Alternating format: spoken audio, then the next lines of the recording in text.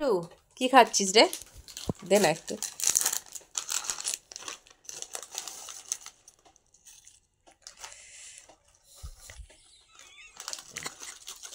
আর হয়নি?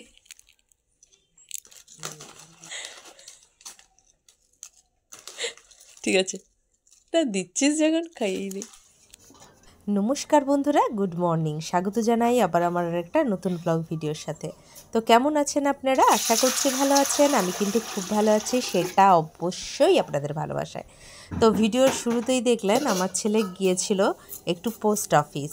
তো ওকেই আমি পাঠিয়েছিলাম কাজে, কিন্তু ও যখন পোস্ট অফিস যায় জানেন তো ওকে ঘুষ দিতে হয়। মানে ও হয়তো আমার একটা কাজ, মানে কিছু পোস্ট অফিসে তো অনেক দরকারি কাজ থাকে, তো সেই কাজটা মেটাতে ওকে দেওয়া হয়। ও মোটামুটি না সব কিছু কাজ গুছিয়ে করতে পারে, এটুকু মানে ওকে দিয়ে আমার শান্তি থাকে।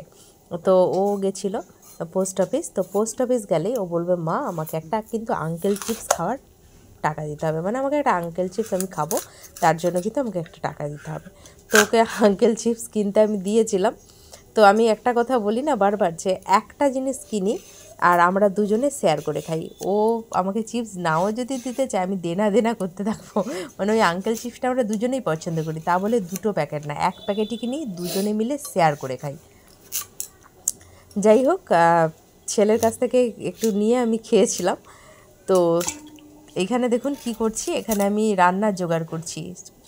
রান্নার জোগাড়ে বলতে আজকে রান্না হচ্ছে পেঁপে দিয়ে ডাল হবে, তারপরে হবে কুঁদরি পোস্ত, আর হবে মুগের ডাল হবে আর কি, পেঁপে দিয়ে কুঁদরি পোস্ত হবে, পটল ভাজা হবে, আর হবে মাছের ঝাল, আর আর হচ্ছে যে এটাই হচ্ছে, আর কিছু না, আর আলু সেদ্ধ, আলু সেদ্ধ। এটাই হচ্ছে আজকের আমাদের মেনু, ঠিক আছে? তো সকালবেলা উঠে প্রত্যেক দিন রান্না করতে ভাল লাগে না জানেন। আগে, বিয়ের আগে মনে হতো যে মাদের কাজ কত ভালো, না পড়াশোনা করতে হয় না কিছু। কিন্তু বিয়ের পর মনে হয় যে বা না বাবা, ওই স্কুল জীবনটা ভালো ছিল, মানে স্কুল কলেজের জীবনটাই ভালো ছিল। সব থেকে তো ভালো জীবন কাটিয়েছে সত্যি কথা স্কুলে। তো স্কুল জীবনটাই মনে হয় ভালো ছিল। তো এখন বিয়ের পরে এখন যে মনে হয় যে সত্যি কথা, মাদের জীবন যে কত একঘেয়েমি। মারা তখন, মানে মা কাকিমারা তখন বলতো, আয় আয় আমাদের মতন বয়সে আয়, তখন বুঝতে পারবি। তো সত্যি কথা এখন হাড়ে হাড়ে টের পাচ্ছি। যাই হোক, রান্না বান্না করে এইখানে দেখুন মুড়ি খেতে বসে গেছি, পটল ভাজা কাঁচা লঙ্কা দিয়ে। আর পেছনে ওই যে স্তূপ পড়ে আছে, জামা কাপড় কাচবো, এখনও কাচা হয়নি, বুঝতে পারলেন? তো কাচবো খাওয়া দাওয়া করে। তারপরে কয়েদি বেল খেতে বসে গেছি।